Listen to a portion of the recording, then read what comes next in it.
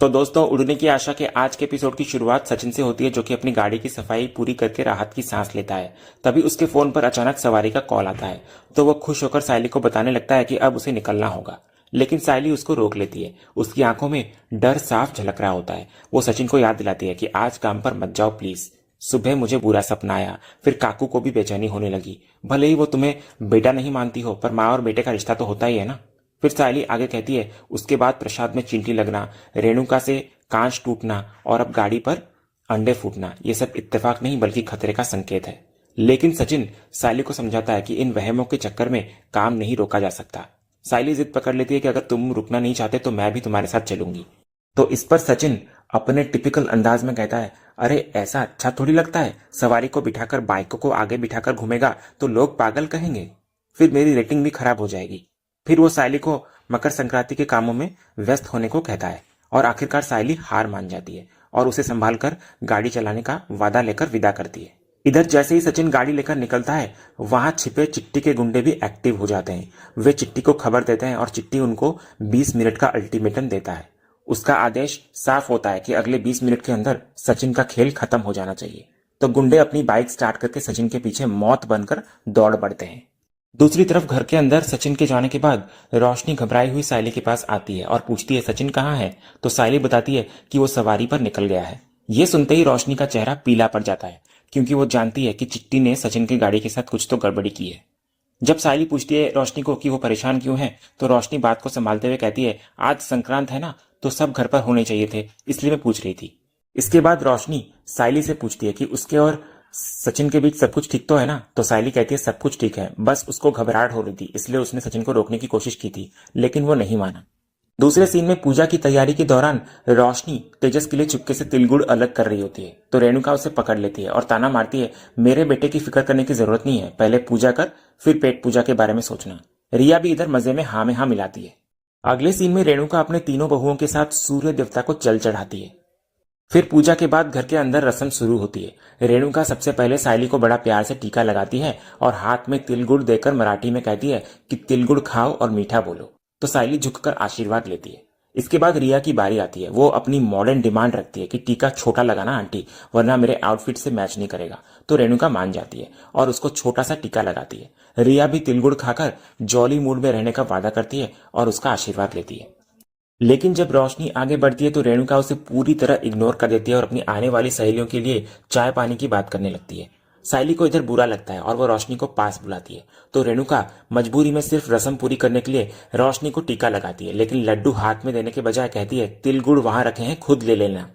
जब रोशनी आशीर्वाद लेने झुकती है तो रेणुका पीछे हटकर बेरुखी से उसको आशीर्वाद देती है। अगले सीन में रेणुका की सहेलियों के साथ हल्दी कुमकुम की रस्म शुरू होती है। इधर सायली रोशनी की उदासी देखकर परेशान होती है, लेकिन रिया उसको टोक देती है कि रोशनी पर दया दिखाकर कोई फायदा नहीं, वही नहीं, वो उसके लायक नहीं है। फिर रिया सायली को यह सब छोड़कर एंजॉय करने की सलाह देती है। इसके बाद सायली एक बार फिर गणपति बप्पा के सामने हाथ जोड़कर खड़ी होती है। सुबह से आ रहे बुरे ख्यालों से घबराकर वो सचिन की रक्षा की भीख मांगती है। दूसरी तरफ सचिन अपनी गाड़ी लेकर आराम से सड़क पर जा रहा होता है। तभी चिट्टी के गुंडे बाइक से सचिन की गाड़ी के बराबर आ जाते हैं और उसको उकसाने लगते हैं कि गाड़ी चलानी नहीं आती तो क्यों चला रहा है, साइड में लगा। तभी सचिन शांति से जवाब देता है कि गाड़ी में थोड़ी प्रॉब्लम है, इसलिए वो इसी स्पीड में चलेगा। वो बहस टालने की कोशिश करता है, लेकिन गुंडे नहीं मानते। वे सचिन को भड़काते हुए कहते हैं, ये रोड तेरे बाप की है क्या? ये सुनते ही सचिन का पारा चढ़ जाता है। वो गुस्से में चेतावनी देता है कि औकात में रहकर बात कर, मेरे बाप पर मत जा। तो गुंडे उसकी धमकी को नजरअंदाज करते हैं। पीछे बैठा गुंडा सचिन को चुनौती देते हुए कहता है, क्या कर लेगा तू? और इतना बोलकर वो अपना गुस्सा जाहिर करने के लिए सचिन की गाड़ी पर पैर से वार करता है। तो इधर गुंडों द्वारा अपनी जानेमन पर पैर से लात मारने से सचिन का खून खौल उठता है। वो चिल्लाता है, तेरी हिम्मत कैसे हुई मेरे जानेमन को लात मारने की? और बदला लेने के लिए एक्सीलरेटर दबाकर फुल स्पीड में उनका पीछा करने लगता है। लेकिन तभी एक खौफनाक मोड़ आता है। सचिन गाड़ी रोकने के लिए ब्रेक लगाता है, लेकिन ब्रेक लगते ही नहीं। गाड़ी का संतुलन बिगड़ने लगता है। सचिन बुरी तरह घबरा जाता है। उसे समझ नहीं आता कि अभी तो सर्विसिंग कराई थी, फिर ब्रेक फेल कैसे हो गए। इधर सचिन को तेज रफ्तार में बेबस देख आगे चल रहे गुंडे चिट्टी को खुशखबरी देते हैं कि भाऊ काम हो गया, गाड़ी ने स्पीड पकड़ ली है, अब उसका वही हाल होगा जो आपने सोचा था। ये सुनकर चिट्टी अपनी जीत और सचिन की बर्बादी पर खुश होता हुआ नजर आता है।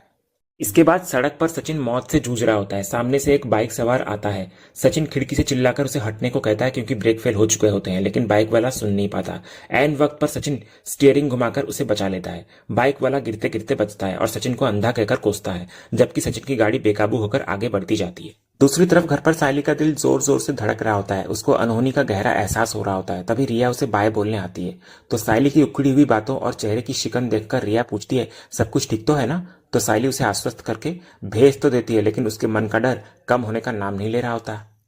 इसके बाद इधर सड़क पर मौत का खेल चल रहा होता है। सचिन अपनी बेकाबू गाड़ी को दो ऑटो रिक्शा के बीच से जैसे तैसे निकालता है, लेकिन रफ्तार कम नहीं होती। इधर घर पर सायली का दिल उसे सचिन को फोन करने के लिए कहता है, लेकिन वो ये सोचकर रुक जाती है कि ड्राइव करते वक्त उसको डिस्टर्ब करना ठीक नहीं होगा। तभी मंदिर का दिया फड़फड़ाने लगता है, जिसको देखकर सायली बुरी तरह डर जाती है और बप्पा से सचिन की रक्षा की भीख मांगती है। दूसरी तरफ सड़क पर सचिन चिल्ला चिल्लाकर लोगों को हटने के लिए कह रहा होता है। तभी उसके सामने एक स्कूल वैन आ जाती है, जिसमें छोटे छोटे बच्चे सवार होते हैं। वैन का ड्राइवर बच्चों के साथ खेलने में मग्न होता है और उसे सचिन का हॉर्न सुनाई नहीं देता। सचिन के पास अब सोचने का वक्त नहीं होता। मासूमों की जान बचाने के लिए वो अपनी जान दांव पर लगा देता है और गाड़ी को वैन से टकराने के बजाय जोरदार टक्कर सीधे दीवार पर मार देता है। इधर जिस पल सचिन की गाड़ी दीवार से टकराती है, ठीक उसी पल घर के मंदिर का दिया बुझ जाता है। सायली के मुंह से एक दर्दनाक चीख निकलती है और वो है सचिन। उसकी आवाज सुनकर इधर परेश और रेणुका दौड़े आते हैं। सायली रोते हुए कहती है कि सचिन मुसीबत में है, तो परेश उसे शांत करके फोन लगाने को कहता है। तो सायली कांपते हाथों से फोन लगाती है, लेकिन सचिन फोन नहीं उठाता। तो सायली की घबराहट अब यकीन में बदल चुकी होती है कि कुछ बहुत बुरा हो चुका है। इसके बाद इधर दूसरी तरफ सचिन को होश आता है। सर पर चोट होती है, लेकिन उसे सबसे पहले बच्चों की फिक्र होती है। वो पीछे देखता है और राहत की सांस लेता है कि अच्छा हुआ बच्चों की गाड़ी चली गई। लेकिन जब वो अपनी गाड़ी की हालत देखकर पीछे मुड़ता है तो उसके होश उड़ जाते हैं। वहां अरुण अपनी बाइक के नीचे दबा पड़ा होता है। सचिन घबरा जाता है और बोलता है, गलत आदमी को ठोक डाला। इधर सचिन दौड़कर अरुण की हेल्प करता है और बाइक को उठाता है, लेकिन अरुण का गुस्सा सातवें आसमान पर होता है। वो सचिन की हेल्प ठुकरा देता है और उसका कॉलर पकड़कर इल्जाम लगाता है कि सचिन ने जानबूझकर उसे मारने की कोशिश की। सचिन बार बार सफाई देता हुआ नजर आता है कि ब्रेक फेल थे और उसे बच्चों को बचाना था, लेकिन अरुण उसकी बातों पर यकीन नहीं करता। इतने में पुलिस मौके पर पहुंचती है और मामला शांत कराने की कोशिश करती है। अरुण पुलिस को बताने लगता है कि सचिन ने जानबूझकर टक्कर मारी उसको। तभी वहां ट्रैफिक में फंसी ममता ये तमाशा देख लेती है। वो सचिन का वीडियो बनाने लग जाती है ताकि समधी जी और समधन जी को दिखा सके कि उनका प्यारा बेटा अब पुलिस वालों को भी नहीं बख्शता।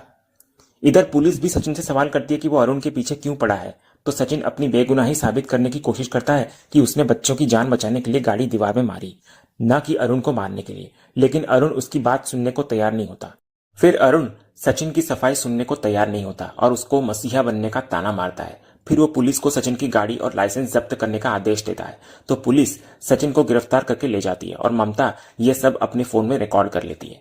इधर ममता इसे देशमुख परिवार में आग लगाने का सुनहरा मौका मानती है ताकि वो रिया और आकाश को वहां से निकाल सके। दूसरी तरफ तेजस के शोरूम में रोशनी अपनी स्किल्स का जादू दिखाती है। वो एक कस्टमर को 60,000 का टीवी बेच देती है। इधर कस्टमर भी उसकी तारीफ करते हैं, लेकिन जब वो ये बात तेजस को बताती है तो तेजस खुश होने के बजाय उसे रेणुका की पाबंदियों की याद दिलाता है। तो रोशनी अपना दर्द बयां करती है कि घर में उसका दम घुट रहा है और कोई इज्जत नहीं बची है उसकी घर में। वो तेजस को उसकी पुरानी गलतियों यानी कि ईशा और पैसों वाली बात की याद दिलाती है कि जब उसे माफी मिल सकती है तो रोशनी को क्यों नहीं। तो तेजस मानता है कि रोशनी बातें घुमाने में माहिर है, लेकिन वो एक शर्त रख देता है, अगर चाहती हो कि सब कुछ ठीक हो जाए तो पहले आई को मनाओ, फिर मैं भी मान जाऊंगा। वो रोशनी को आई को ब्लेम करने से मना करता है और वहां से चला जाता है। दूसरी तरफ घर पर सायली का मन नहीं लग रहा होता। वो परेश को बता रही होती है कि सचिन फोन नहीं उठा रहा और उसे लगता है कि वो मुसीबत में है। वो उसे ढूंढने जाने लगती है। तभी रेणुका के फोन पर एक वीडियो मैसेज आता है। वीडियो में सचिन को पुलिस अरेस्ट करके ले जा रही होती है। परेश और सायली ये देखकर हैरान रह जाते हैं। यही वीडियो रिया, आकाश, रोशनी और तेजस तक भी पहुंचता है और पूरा परिवार सदमे में आ जाता है। इधर सायली बिना एक पल गवाए सचिन को बचाने के लिए घर से भागती है। दूसरी तरफ पुलिस स्टेशन में सचिन अपनी बेगुनाही साबित करने की कोशिश कर रहा होता है। वो बार बार कहता है कि ब्रेक फेल होने की वजह से और बच्चों को बचाने के लिए यह हादसा हुआ। उसने जानबूझकर अरुण को नहीं ठोका, लेकिन हवलदार और इंस्पेक्टर उसकी एक नहीं सुनते। इंस्पेक्टर उसे पुरानी हरकतों और शराब का ताना मारते हैं। सचिन ब्रेथ टेस्ट के लिए भी तैयार हो जाता है, लेकिन पुलिस को उस पर भरोसा नहीं होता। इधर हवलदार धमकी देता है कि इस बार न सिर्फ सचिन का लाइसेंस रद्द होगा, बल्कि उसकी जानेमान यानी कि उसकी गाड़ी भी जब्त कर ली जाएगी। सचिन अपनी रोजी रोटी के लिए गिड़गिड़ाने लगता है, लेकिन इंस्पेक्टर बिना सुने वहां से चला जाता है, जिससे सचिन की मुश्किलें और बढ़ जाती है। तभी इतने में पुलिस स्टेशन में पीछे से अरुण आकर सचिन की लाचारी का मजा लेता है। वो सचिन को ताना मारता है कि उसकी अकड़ अब गिड़गिड़ाने में बदल गई है। सचिन अरुण पर वर्दी का गलत फायदा उठाने का आरोप लगाता है, लेकिन अरुण उसको धमकी देता है कि उसका लाइसेंस और गाड़ी दोनों जब्त होंगे। फिर अरुण हवलदार को सचिन को वहां से ले जाने को कहता है। इधर सचिन के जाने के बाद एक हवलदार अरुण को बताने लगता है कि जांच में सच में ब्रेक फेल निकले हैं, यानी ये एक एक्सीडेंट था। लेकिन अरुण इस सच को दबाने का फैसला करता है। वो हवलदारों को मुंह बंद रखने की हिदायत देता है ताकि सचिन को सजा मिले और डिपार्टमेंट का नाम खराब ना हो। दूसरी तरफ रिया की मां से वीडियो मिलने के बाद रेणुका का गुस्सा 7वें आसमान पर होता है। वो परेश को वीडियो दिखाती है और भड़कते हुए कहती है कि सचिन ने फिर से पूरे खानदान की नाक कटा दी है। वो अफसोस जताने लगती है कि ऐसे नालायक को उसने जन्म दिया और मानती है कि सचिन उसकी जिंदगी में सिर्फ शर्मिंदगी लेकर आया है। तभी परेश को रेणुका की बेरुखी बर्दाश्त नहीं होती। वो उसको याद दिलाता है कि सचिन भी उसके बाकी 2 बेटों की तरह उसी की कोख से जन्मा है। परेश उसकी ममता पर सवाल उठाने लगता है कि तेरा बेटा मुसीबत में है, पुलिस उसे पकड़कर ले गई है और तुझे उसकी चिंता करने के बजाय अपनी इज्जत की पड़ी है। लेकिन इधर फिर भी रेणुका अपनी बात पर अड़ी रहती है। वो सचिन की परवरिश का ताना मारते हुए परेश को कहती है कि तुम्हारी आई की परवरिश का नतीजा सबके सामने है। वो दावा करती है कि सचिन ने बचपन से उन्हें सिर्फ बेइज्जत ही किया है। इधर परेश रेणुका को पुरानी बातें कुरेदने से रोकता है। वो साफ कर देता है कि वो रेणुका की तरह घर बैठकर मनगढ़ंत कहानियां नहीं बना सकता। उसे भरोसा होता है कि उसका बेटा निर्दोष हो सकता है। फिर जाते जाते वो रेणुका को सख्त चेतावनी देता है कि जब तक सच न पता चले सचिन के बारे में एक भी गलत शब्द मत बोलना। दूसरी तरफ साइली भागते हुए पुलिस स्टेशन पहुंचती है और सचिन को देखते ही रोते हुए गले लग जाती है। सचिन उसको संभालता है, लेकिन साइली उसे उसकी जिद और चोट के लिए डांटती है। सचिन उसे पूरी कहानी बताने लगता है कि कैसे ब्रेक फेल हुए, गुंडों ने गाड़ी को लात मारी और गुस्से में स्पीड बढ़ाने पर यह हादसा हुआ। वो साफ करता है कि यह सब साजिश थी, लेकिन अरुण इसको बदला लेने के मौके की तरह इस्तेमाल कर रहा है। सचिन कहता है कि अरुण उसकी गाड़ी और लाइसेंस दोनों जब्त करवा रहा है। साइली इंस्पेक्टर से बात करने की कोशिश करती है, लेकिन कोई फायदा नहीं होता। पुलिस इंस्पेक्टर सचिन को उसका फोन देकर जाने को कहता है, लेकिन साफ कर देता है कि लाइसेंस कैंसिलेशन का प्रोसेस शुरू हो चुका है और गाड़ी अब सिर्फ कोर्ट से ही मिलेगी। इधर सचिन के बार बार रिक्वेस्ट करने पर भी इंस्पेक्टर उसको हवालात की धमकी देकर चुप करा देता है। इसके बाद सचिन गुस्से में अरुण से भिड़ने जाने लगता है, लेकिन साइली उसे रोक लेती है। वो उसको समझाती है कि बात बिगाड़ने से अब कुछ नहीं होगा। साइली फिर उसे घर चलने और आराम करने की सलाह देती है और भरोसा दिलाती है कि सच के सामने झूठ ज्यादा देर नहीं टिकता। दूसरी तरफ घर पर परेश दोबारा रेणुका पर बरस रहा होता है। वो कहता है कि उसको अपने सचिन पर पूरा भरोसा है कि वो गलत नहीं हो सकता। तभी ममता का फोन आता है रेणुका के फोन पर, जो सचिन के पुलिस स्टेशन वाले वीडियो पर तंज कसती है और ये भी कहती है कि उसकी बेटी पता नहीं कहां फंस गई। इधर परेश उसको करारा जवाब देता है कि अधूरा ज्ञान हानिकारक होता है। इतना कहकर वो फोन को काट देता है।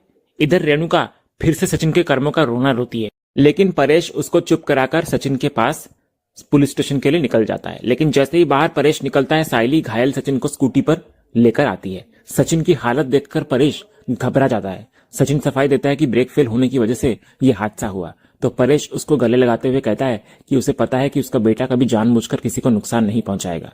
दूसरी तरफ अंदर रेणुका तेजस से फोन पर सचिन की बुराई कर रही होती है। तभी परेश और साइली सचिन को संभाल कर लेकर अंदर आते हैं। इधर रेणुका कुछ बोलने ही वाली होती है कि परेश उसे सख्त हिदायत देता है कि कुछ मत बोलना, पहले उसको अंदर आ जाने दे और सांस लेने दे। फिर परेश साइली को सचिन को अंदर ले जाने को कहता है, तो साइली सचिन को कमरे में ले जाती है, उसे पानी देती है और उसकी सेवा में लग जाती है। अगले सीन में तेजस पूरे घर को इकट्ठा करके पंचायत बैठाता है। वो रेणुका के सामने भड़ास निकालता है कि सचिन ने एक बार फिर घर की इज्जत मिट्टी में मिला दी है। तेजस शिकायत करता है कि सचिन की हरकतों की वजह से बाहर सर उठाकर चलना मुश्किल हो गया है। वो दावा करता है कि सचिन पक्का दारू पीकर ही गाड़ी चला रहा होगा। इधर तेजस की बातें सुनकर रोशनी को असली झटका लगता है। उसे समझ आ जाता है कि चिट्टी ने उसे झूठ कहा था। वो पेपर्स चुराने नहीं बल्कि सचिन की गाड़ी के ब्रेक फेल करने आया था। दूसरी तरफ तेजस की ये कड़वी बातें अंदर कमरे में सचिन और साइली सुन लेते हैं। वे अपने ही परिवार की सोच देखकर हैरान और दुखी हो जाते हैं। और इसी सीन के साथ ही आज का एपिसोड यहीं खत्म होता है। तो दोस्तों, आज का वीडियो आपको कैसा लगा कमेंट के माध्यम से हमें जरूर कहिएगा और कमेंट में हाइप करना भी मत भूलिएगा। वीडियो को लाइक शेयर सब्सक्राइब करना भी मत भूलिएगा, ताकि ऐसे ही रोज लेटेस्ट एपिसोड के अपडेट्स आप टेलीविजन से पहले पा सकें। तो मिलते हैं हम एक नया एपिसोड के रिव्यू में, तब तक के लिए नमस्कार।